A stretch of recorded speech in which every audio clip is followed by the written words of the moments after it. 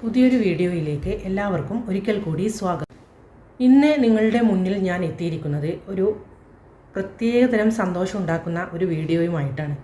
നിങ്ങളെല്ലാവരും കണ്ടിട്ടുണ്ടാവും, നമ്മുടെ ലാലേട്ടൻ ശബരിമല ദർശനം നടത്തിയതുമായിട്ട് ഉള്ള ഒരുപാട് വാർത്തയും അതിൻ്റെ വീഡിയോസും ഒക്കെ നിങ്ങളെല്ലാവരും കണ്ടിട്ടുണ്ടാവും, ശ്രദ്ധിച്ചിട്ടുണ്ടാവും അല്ലേ? അതുപോലെ തന്നെ ഞാനും അത് ശ്രദ്ധിച്ചു. അപ്പോൾ അതിൽ നിന്നും നമുക്ക് ഒരുപാട് കാര്യങ്ങൾ അതിൽ നിന്നും പഠിക്കാൻ ഉണ്ട്. എന്താണെന്ന് വെച്ചാൽ അവർ മമ്മൂട്ടിയും അതുപോലെ തന്നെ മോഹൻലാലും തമ്മിലുള്ള ആത്മബന്ധം വെളിവാക്കുന്ന ഒരു വീഡിയോ ആണ് ഇപ്പോൾ പുറത്തിറങ്ങിയിട്ടുള്ളത്. അതിൻ്റെ ചെറിയൊരു ഭാഗം നമുക്കൊന്ന് കണ്ടു നോക്കാം. അതിന് ശേഷം നമുക്ക് അതിനെക്കുറിച്ച് ചർച്ച ചെയ്യാം. ഭാര്യ സുചിത്ര, മമ്മൂട്ടി എന്നിവരുടെ പേരിൽ ലാൽ വഴിപാടുകൾ ബുക്ക് ചെയ്തു. മുഹമ്മദ് കുട്ടി വിശാഖം നക്ഷത്രം എന്ന പേരിൽ ഉഷപൂജയ്ക്കാണ് രസീത് എഴുതിച്ചിട്ടുള്ളത്. അപ്പോൾ പ്രിയപ്പെട്ടവരെ, എല്ലാവരും ഒന്ന് കണ്ണ് തുറന്നു നോക്കൂ. ഫാൻസുകാരോടാണ് പ്രത്യേകിച്ച് പറയാനുള്ളത്. എന്താണെന്ന് വെച്ചാൽ മോഹൻലാലും മമ്മൂട്ടിയും അത്രയും ആത്മബന്ധമാണെന്ന് നമുക്ക് ഈ വഴിപാട് ചെയ്തതിൽ നിന്നും മനസ്സിലായി അല്ലേ?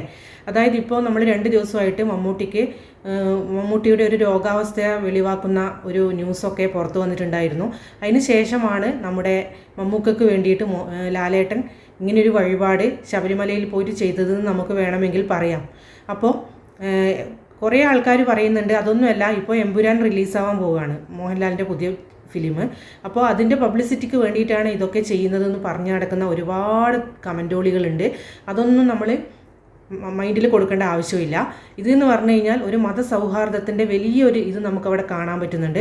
എന്ത് തന്നെ ഉണ്ടായാലും ഒന്നും ഇവരുടെ സൗഹൃദത്തിന് വിലങ്ങുതടിയാവുന്നില്ല. മമ്മൂട്ടിയും മോഹൻലാലും പണ്ട് തൊട്ടേയുള്ള അവരുടെ ആ സൗഹൃദത്തിന് ഒന്നും തന്നെ വിലങ്ങുതടിയാവുന്നില്ല എന്നുള്ളതാണ് ഒരു ജ്യേഷ്ഠ സഹോദരനെ പോലെ അദ്ദേഹം അവിടെ പോയി വഴിപാടൊക്കെ നടത്തിയതിൽ നിന്ന് നമുക്ക് മനസ്സിലാവുന്നത്. ഭാര്യയ്ക്കും അതുപോലെ തന്നെ ഒരു ജ്യേഷ്ഠ സഹോദരനെ പോലെ മമ്മൂട്ടിക്കും വേണ്ടിയിട്ടാണ് ഈ പുണ്യ റംദാൻ മാസത്തിൽ നമ്മുടെ മോഹൻലാൽ ശബരിമല ദർശനം നടത്തിയിട്ട് അവിടെ വഴിപാടൊക്കെ നടത്തിയിരിക്കുന്നത് നമ്മൾ അറിയുന്നത്. അപ്പോൾ എനിക്ക് പറയാനുള്ളത്, എന്ത് മതത്തിൽ വിശ്വസിക്കുമ്പോഴായാലും മോഹൻലാൽ ഹിന്ദുമത വിശ്വാസിയും അതുപോലെ തന്നെ അദ്ദേഹത്തിൻ്റെതായ ഒരുപാട് കാര്യങ്ങളിലൂടെ പോകുന്ന ഒരാളാണ്. അതുപോലെ തന്നെ മമ്മൂട്ടിയാണെങ്കിൽ ഒരു മുസ്ലിമാണ്. അതുപോലെ തന്നെ അദ്ദേഹത്തിൻ്റെതായ പല ചിന്താഗതിയിലൂടെയും പോകുന്നതാണ്. പക്ഷേ എങ്കിൽ കൂടി നോക്കി അവർ രണ്ടുപേരും തമ്മിലുള്ള ആ സ്നേഹത്തിന് ഒരിക്കലും തന്നെ ഒരു കോട്ടവും വന്നിട്ടില്ല. ഈ മുസ്ലിമാണ്, ഞാൻ ഹിന്ദു ആണെന്നൊന്നും പറഞ്ഞിട്ടുള്ള ആ ഒരു ഇതൊന്നും വന്നിട്ടില്ല. ഇപ്പോൾ നമ്മളായാലും അങ്ങനെ തന്നെയാണ്. നമുക്ക് മുസ്ലിം സുഹൃത്തുക്കൾ ഒരുപാടുണ്ടാവും, അതുപോലെ തന്നെ മുസ്ലിങ്ങൾക്ക് ഹിന്ദു സുഹൃത്തുക്കളും ഒരുപാടുണ്ടാവും അല്ലേ? അപ്പോൾ പരസ്പരം അവർക്ക് എന്തെങ്കിലും ഒരു വിഷമം വന്നു കഴിഞ്ഞാൽ ഞാനൊക്കെ പറയാറുണ്ട്, പ്രാർത്ഥനയിൽ ഉൾപ്പെടുത്തണം. ഇപ്പോൾ നോമ്പുകാലമൊക്കെയാണ്, എല്ലാവരോടും പറയും നിങ്ങളുടെ പ്രാർത്ഥനയിൽ എന്നെയും കൂടി ഉൾപ്പെടുത്തണേ എന്ന് ഞാൻ പലപ്പോഴും പറയാറുണ്ട്. അതുപോലെ തന്നെ അവരും പറയും, നിങ്ങൾ പ്രാർത്ഥിക്കുമ്പോൾ നമുക്ക് വേണ്ടിയും പ്രാർത്ഥിക്കണേ. ഇതൊക്കെ തന്നെയാണ് നമ്മുടെ കേരളത്തിൽ നമ്മൾ കാണാൻ ആഗ്രഹിക്കുന്ന കാഴ്ചകൾ. അപ്പോൾ പരസ്പരം തമ്മിൽ തല്ലിക്കുന്ന തായോളികൾ ഇത് പ്രത്യേകം കണ്ടിരിക്കേണ്ടതാണ്.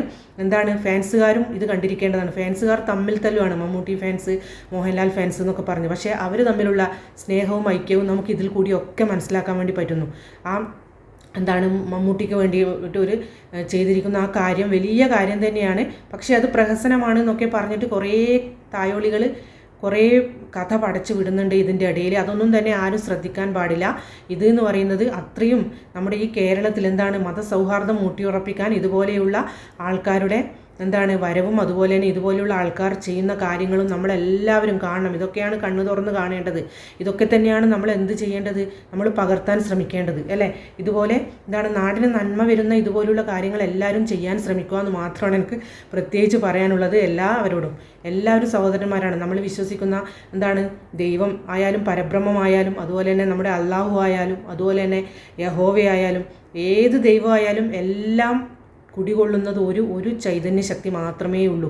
ആ ഒരു ചൈതന്യ ശക്തിയിൽ നമ്മളെല്ലാവരും വിശ്വസിച്ചാൽ തീരാവുന്ന പ്രശ്നമേ ഉള്ളൂ. അപ്പോൾ എൻ്റെ പ്രിയപ്പെട്ടവരെ, എല്ലാവർക്കും നല്ലൊരു ദിവസം ആശംസിക്കുന്നു. എല്ലാ സഹോദരന്മാർക്കും നല്ലൊരു ദിവസം ആശംസിക്കുന്നു. അപ്പോൾ അടുത്തൊരു വീഡിയോ ആയിട്ട് വരുന്നവരെ എല്ലാവർക്കും ടാറ്റ.